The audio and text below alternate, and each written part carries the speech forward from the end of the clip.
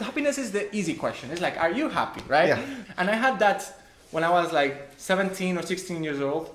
I did this tattoo that I have in here. I don't know if you. Yeah, we will blend in. We will yeah, add a picture of that. Yeah. Right. Yes. So, but the whole idea behind the tattoo was that happiness is the ultimate goal of You were how my old? life. I was like 16, 17. Bro, you were deep of 16. yeah, I was, I don't know. But I had this thought, right? Yeah. And the tattoo, I did it a little bit. I did it when I was like 18 probably. But the thought I had to have it for a long time and was that happiness is the ultimate purpose and goal of my life. And if I'm not happy, I'm not living. If You do something wrong. And the whole tattoo idea was to write down what made me happy and what would be the kind of things that I would go for, right? So were things like adventure, risk, were things like getting out of your comfort zone, growing, living in the moment, etc.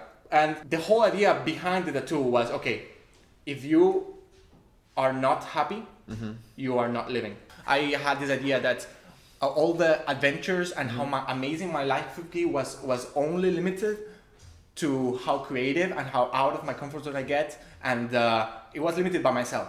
It's also related to a little bit of suffering, which was that any problem in life, you have three options.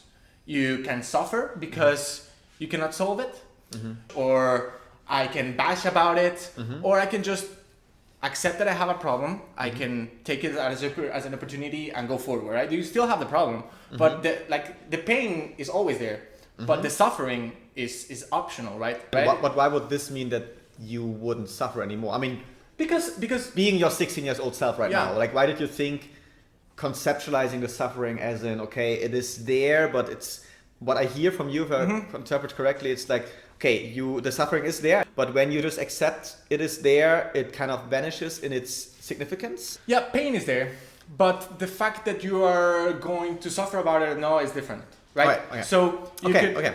You can put an example, right? I failed an exam, which I never did because I was super smart, but avoid. No. But the thing is that the fact that I failed the exam, it's there. It happened. It's a reality, and you can bash about it and be super happy, super sad about it, or I'm gonna start suffering. What will happen in the future? Oh, my parents will tell me something about it, and I'll have to study more for the next exam. And you're thinking all the things that you will have to do in the future and all the things that you could have done in the past. But right now, all you can do about it is be like, okay, it really sucks, but I failed the exam and that's it, right? So that was my thought back then. But like, if you think about it, all this thought that suffering is optional, that happiness is the ultimate goal of life. If you're not happy, you're not living. I had this idea of the moment I stopped to be happy. This is something that I would tell people when I explained it that too. It was like, if you tell me right now that I won't be happy ever after, from here, you might as well kill me. Because if you don't live and you're not happy, why would you ever be living, right? Do you recall what led you to this thought pattern? Like what led you there? Like, I don't know if it's going to be too big of a backstory or if you can remember it exactly. I don't know exactly what led me to this kind of thought pattern. I mean, maybe, as you said, this in a way society. I mean, I think the sophistication you had with 16, first of all, was already pretty impressive, but you thought it really well through. Like you made a big argument for it that one then has to intellectually digest and really think about to say, okay, I go a different route.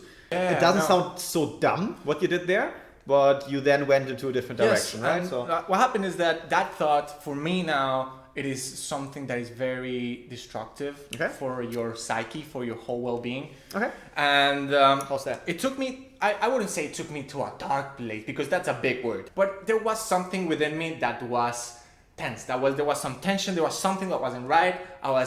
And what I was doing was, since I had tattooed on my wrist and I was wearing like some kind of flag, right? This is me. And I would tell people that if I explained this, it would be basically knowing me 100%, right? Conceptually, I couldn't go against it, right? It would be like going against my own values, right? So I had to stick by it, which means that I had to be happy, right? Because I had tattooed it on myself. If I'm not happy, I'm not living. So every moment that you're not happy, which happens Every day. Every day. Fucking I, day, like yeah. you tell me I'm happy every moment. No, I'm not. Yeah. It rained and I'm wet now. Fuck. Every moment that you're not happy, I was just going to put my happy face, my happy mask, and I was using positive thinking as a way of escaping negative. Kind of thinking. this kind of fake it until you make Yes, it way. yes, of and I was thinking. making the whole idea. It was a very destructive thought, because happiness as an end is kind of a circular reference, right?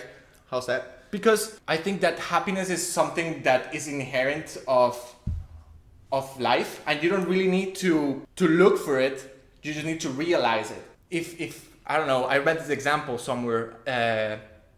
How to be happy is like asking what is the most apple thing of an apple, right? It's like, well, But I think I got the idea in the sense of that. I mean, if this Apple example is really the one you want to use, I think it makes sense as in that happiness is part of the human experience. So pursuing it or saying, okay, I have to be happy, or I have to do, as you said, there's an end goal you want to do with everything you do, kind of tells you, hey, without achieving this, you can't be happy, right? So without doing the happy thing, without putting the happy mask on, without interpreting everything as good and positive emotionally, you are not going to be happy, which as a consequence tells you, hey, look, just accepting how the moment is right now is not happy, it's not good, it's not positive. The whole thought of happiness as a goal, it's a never-ending pursuit for something that you're never gonna achieve, because there's always something worth pursuing, right? Or at least there should be.